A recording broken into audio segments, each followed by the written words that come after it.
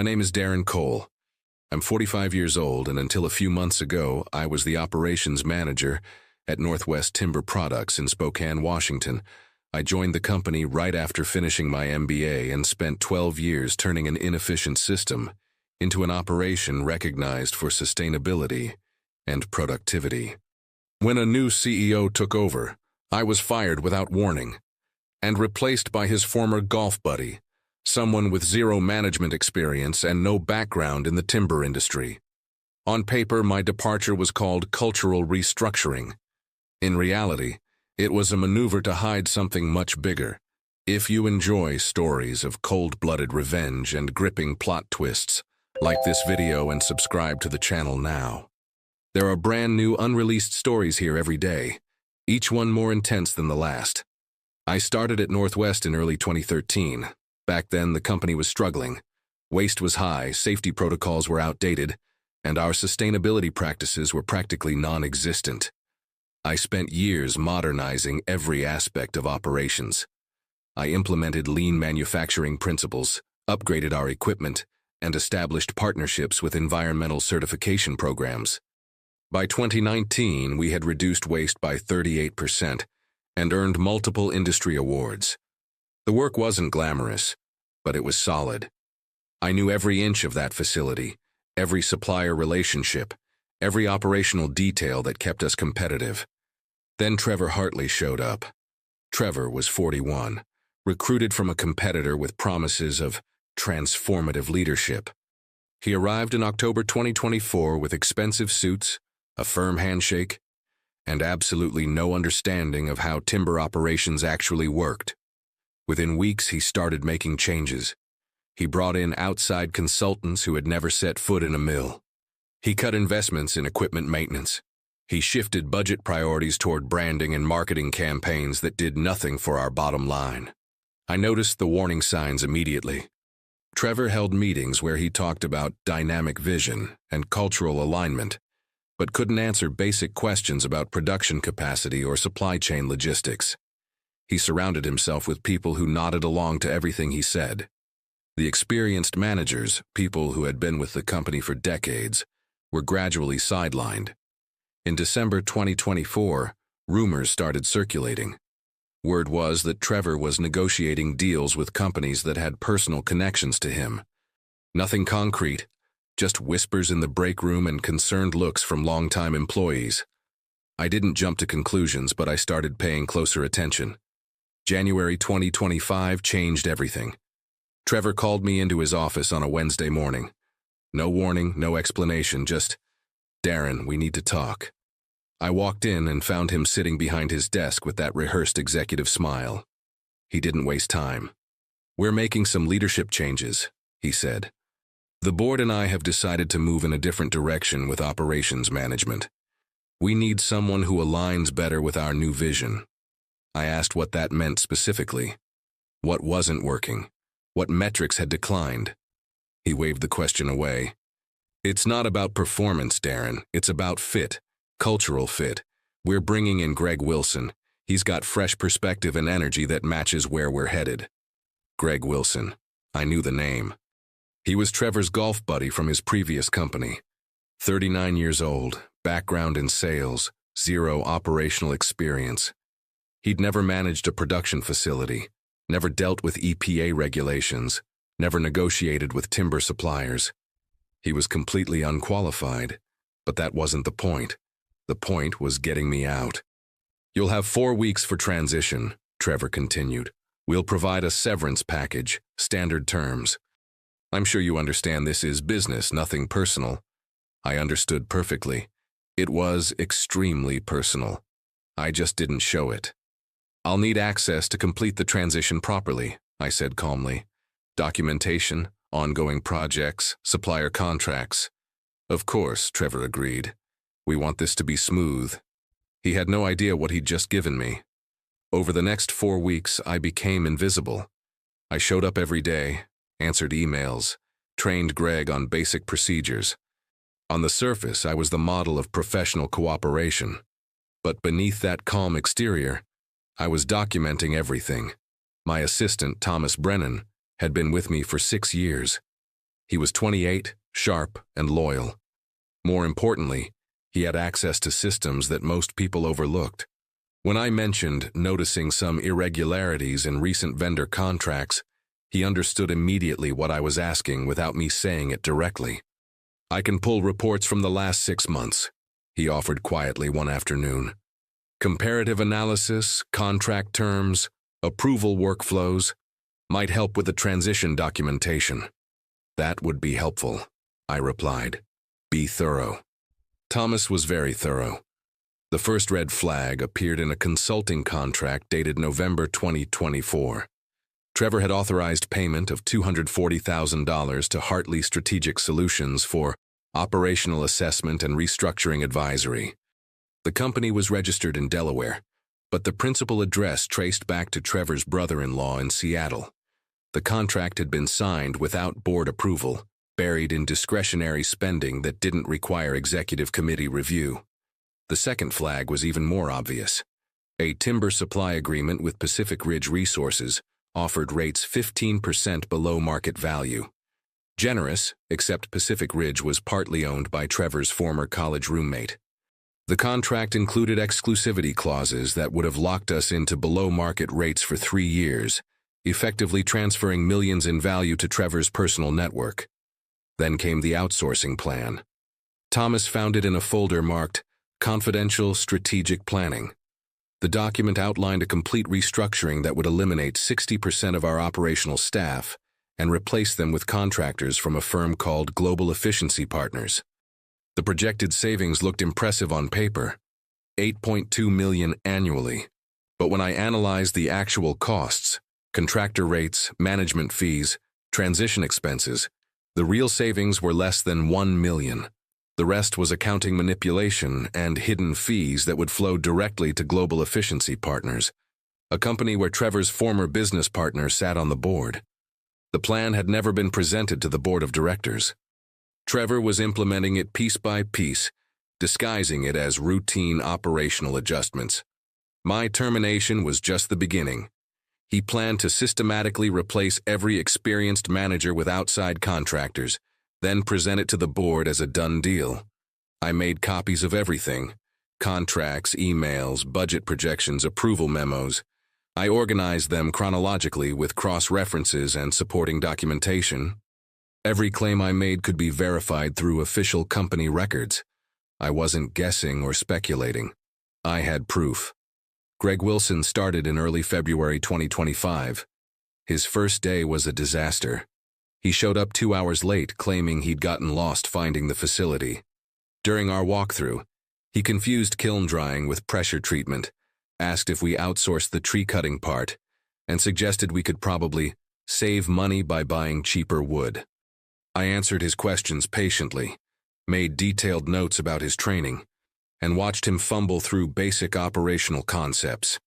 He spent most afternoons in Trevor's office, laughing loudly about golf tournaments and restaurant recommendations. They weren't running a timber company. They were running a social club. Meanwhile, I reached out to Elaine Robinson. Elaine was 63 and had served on Northwest's board for 18 years. She was a former CFO at a manufacturing conglomerate, known for asking difficult questions and not accepting vague answers. We'd worked together on several sustainability initiatives, and she respected operational expertise. If anyone on the board would listen, it would be Elaine. I called her on a Saturday morning in mid-February. "Elaine, I need to discuss something sensitive about recent changes at Northwest," I said. "I have documentation that suggests serious governance issues. Would you be willing to review it?" There was a pause, then, "What kind of issues, Darren?" "Conflicts of interest, unauthorized contracts, undisclosed relationships between company vendors and executive family members, financial projections that don't match actual analysis." Another pause, longer this time. "Send me what you have. Encrypted email. I'll review it this weekend." I sent her everything. 130 pages of contracts, emails, financial analysis, and organizational charts showing the connections between Trevor, his associates, and the companies receiving favorable treatment. I included my own analysis documenting how the projected savings were fabricated and how the real costs had been hidden. Monday afternoon, Elaine called back. "I've reviewed your materials," she said, her voice tight. "This is worse than I thought. I'm scheduling an emergency board meeting. You'll need to present this directly." "Trevor will try to block it," I warned. "Trevor doesn't control the board," Elaine replied coldly. "I do my homework, Darren. I've already spoken to 3 other board members. They're equally concerned. The meeting is set for March 15th. Be prepared to walk through everything." I spent the next 3 weeks preparing my presentation. I didn't tell anyone except Thomas, who helped me compile additional supporting documents. Greg remained oblivious, still spending his days pretending to understand operational reports while actually planning his next golf outing with Trevor. The man had been in the position for 6 weeks and still couldn't explain our production workflow. Trevor seemed confident everything was going according to his plan. He announced the first wave of organizational optimization in early March. 12 operational positions eliminated, replaced by contractors from global efficiency partners. He presented it as cost savings. The board, not yet aware of what I'd uncovered, approved it in a routine vote. He thought he'd won. March 15th arrived. The board meeting was scheduled for 2 p.m. in the executive conference room. I arrived 30 minutes early with my documentation organized in labeled folders. Elaine was already there, along with 4 other board members. They looked serious. Trevor walked in at exactly 2 o'clock with Greg trailing behind him. He looked surprised to see me. "Darren, I didn't realize you'd be joining us," he said, forcing a smile. "Mr. Cole has requested time to address the board regarding operational matters," Elaine stated formally. "We've granted that request. Please sit down, Trevor." The smile vanished from Trevor's face, but he sat. I opened my presentation with a simple statement. "I'm here to present evidence of financial misconduct, conflicts of interest, and unauthorized commitments that pose significant legal and financial risk to Northwest Timber Products."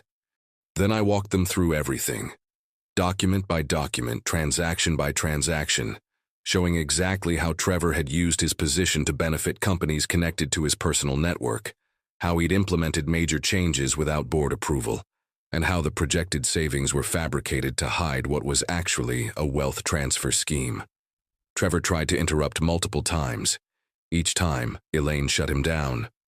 "You'll have your turn to respond, Mr. Hartley. Let him finish." By the time I reached the outsourcing analysis, showing how $8 million in claimed savings was actually less than $1 million after accounting for hidden fees and contractor markups, 2 board members were making notes furiously. Another was shaking his head in visible disgust. I finished with the organizational chart showing every connection between Trevor's associates and the companies receiving contracts. It looked exactly like what it was, a corruption network operating inside a legitimate business. The room went silent. Trevor's face had gone pale. He started to speak, stumbled over his words, then tried again. This is taken out of context. These are standard business relationships. Darren is clearly bitter about his termination and is trying to—" "Are you claiming these contracts don't exist?" Elaine interrupted. "Because we can verify every document he's presented through our own records. The contracts exist, but the characterization is Hartley Strategic Solutions owned by your brother-in-law?" Trevor hesitated. "That's not relevant to—" "Yes or no, Mr. Hartley?" "Yes, but did you disclose that relationship when authorizing a $240,000 contract?" Silence. "Did you present the Global Efficiency Partners restructuring plan to this board before implementing it?" More silence. Elaine looked at the other board members. "I think we've heard enough. Trevor, Greg, please step outside. The board needs to discuss this privately." They left. Greg looked confused. Trevor looked like a man watching his career end in real time. The board deliberated for 40 minutes. When they called everyone back in, Elaine delivered the decision. "Trevor Hartley, effective immediately, you are terminated as CEO for cause. All contracts with vendors connected to your personal network are suspended pending legal review. Greg Wilson, your appointment is rescinded. You will not assume any role with this company. Security will escort both of you from the building." Trevor tried to argue. Elaine raised her hand. We will be conducting a full audit. If additional misconduct is discovered, we will pursue all available legal remedies. You should retain counsel. This meeting is adjourned. I watched them leave. Trevor wouldn't make eye contact. Greg just looked lost, probably still not understanding what had actually happened. Elaine approached me after they'd gone. The board wants to offer you your position back, Darren, with a formal apology and compensation for the disruption. I'd thought about this moment for weeks. I appreciate that, Elaine, but I think it's time for me to move on. I've already been contacted by a materials company in Portland. They're offering a director position with better terms. I think that's the right path forward. She nodded slowly. I understand. For what it's worth, you saved this company. What you did took courage. I just documented the truth, I replied. The rest took care of itself. The aftermath moved quickly. Within 48 hours, Northwest's legal team had frozen all payments to the questionable vendors.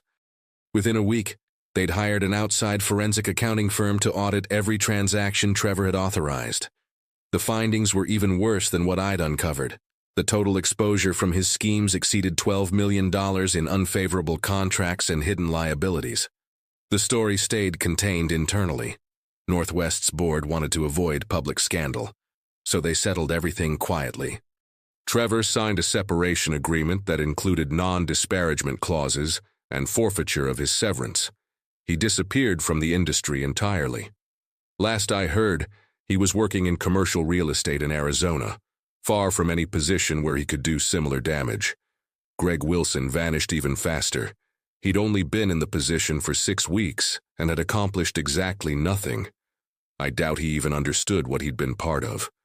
He was just a convenient placeholder, someone Trevor could control while he systematically looted the company. Greg returned to sales somewhere, probably still telling people he used to be an operations manager. As for me, I finished my transition documentation, wrapped up my final responsibilities, and left Northwest on good terms. The board offered me a consulting retainer to assist with the remediation process, which I accepted. It gave me flexible income while I prepared for my next move. The position in Portland came through in April 2025. Cascade Sustainable Materials was a mid-sized company specializing in engineered wood products and eco-friendly building materials. They'd been growing steadily and needed someone to scale their operations while maintaining their environmental commitments. The role was Director of Operations with a salary of $185,000, equity options, and genuine autonomy. More importantly, the CEO was a former engineer who actually understood manufacturing. No golf buddies in executive positions, no shady vendor relationships, just solid business practices. I accepted immediately. My first day at Cascade was in early May 2025. The contrast with Northwest was striking. The facility was smaller but more modern. The staff was younger, more diverse, and genuinely excited about what they were building. During my first week, I met with every department head, toured every section of the operation, and reviewed their current processes. They had good fundamentals but lacked structure. That was something I could fix.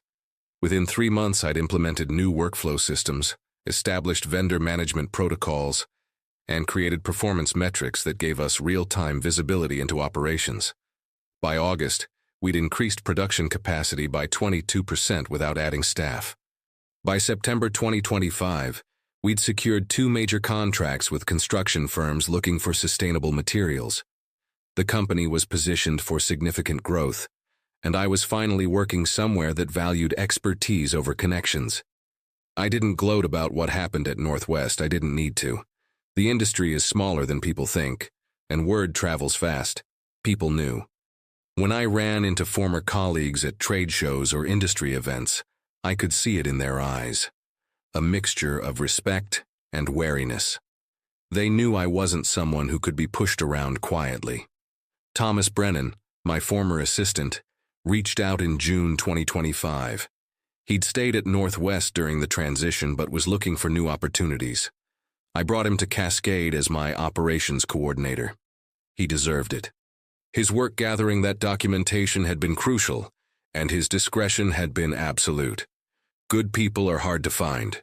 When you find them, you keep them close. My wife Jennifer asked me one evening in late summer if I had any regrets about how everything went down.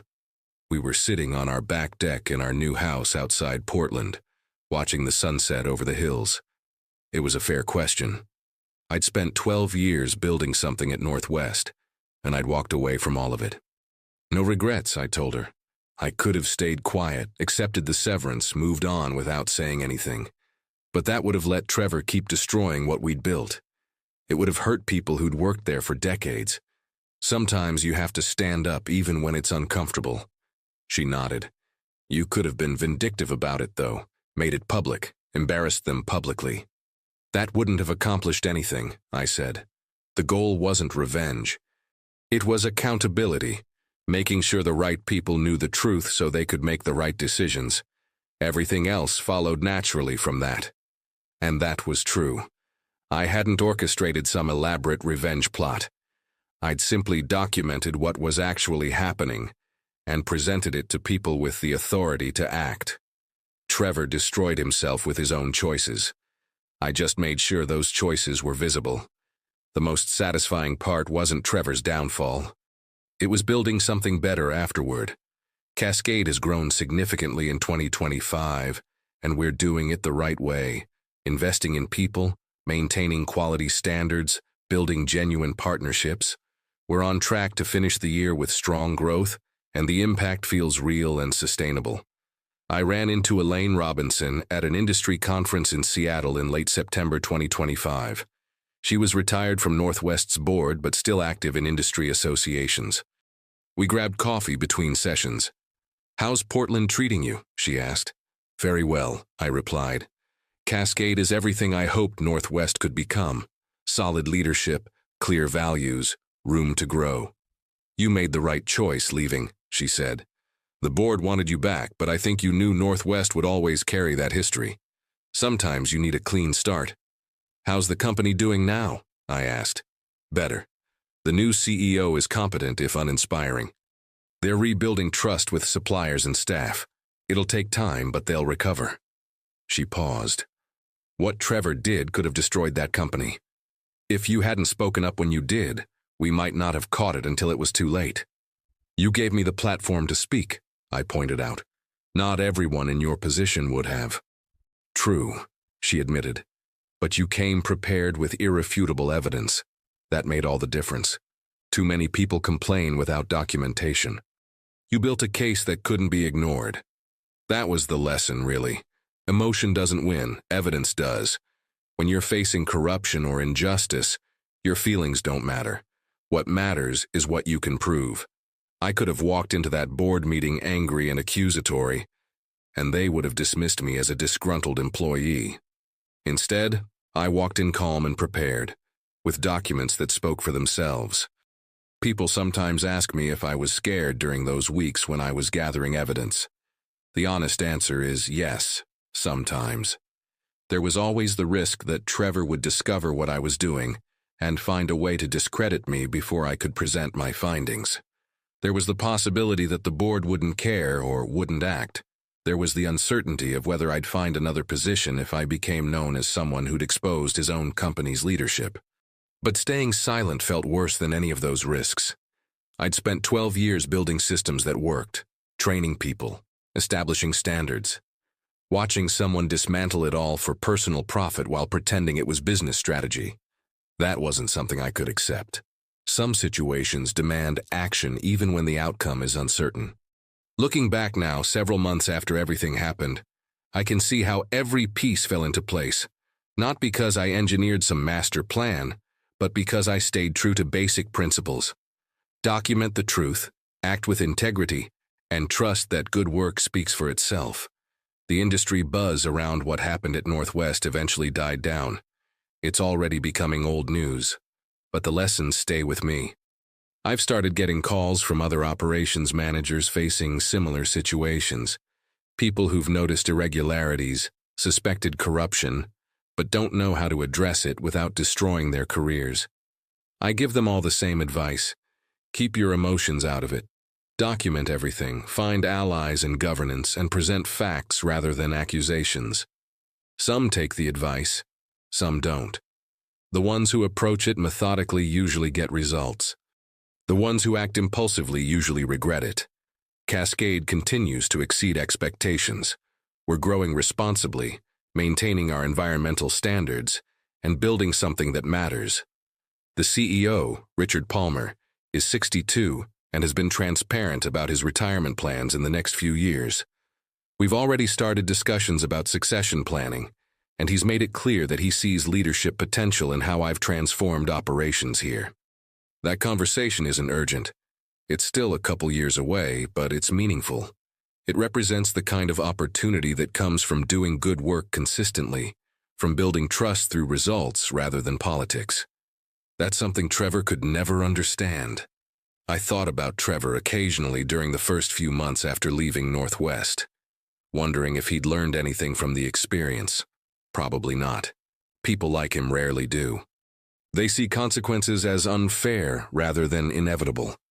He'd likely convinced himself that I'd betrayed him, that the board had overreacted, that he'd been the victim of corporate politics. The reality, that he'd betrayed the company's trust and paid the price, probably never registered. That's not my problem anymore. My life now is quieter and better. Jennifer and I are settled in Portland. Our daughters, Emma and Sophie, visit when they're home from college. I'm doing work that matters with people I respect. The situation at Northwest was stressful and disappointing, but it pushed me toward something better. Sometimes that's how growth happens, through disruption that forces you to reevaluate and rebuild. If I could go back and change anything, would I? Maybe I would have documented things sooner, been more skeptical earlier. But the core choice, to speak up rather than walk away quietly, I wouldn't change that. Some things are worth fighting for, even when the fight isn't dramatic or public.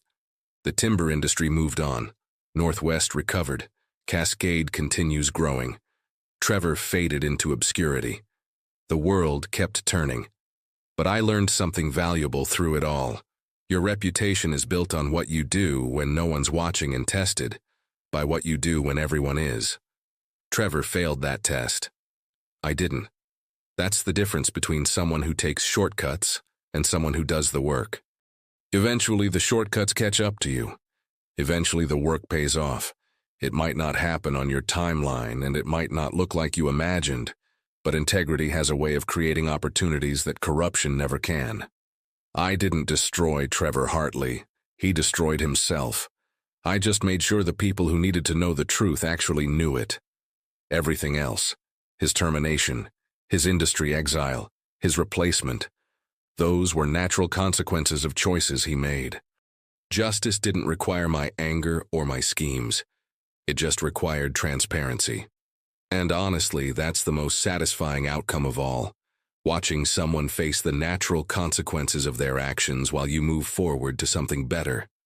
No drama, no public confrontation, no burning bridges, just quiet documentation, strategic timing, and the patience to let the truth do the work. Trevor wanted to build an empire on favoritism and fraud. Instead, he built his own downfall. I just held up the mirror. So if you're facing something similar, betrayal, injustice, people in power acting without integrity, here's what I learned. Document everything. Find allies in positions of authority. Present facts calmly and let them speak for themselves. Don't act from anger or revenge.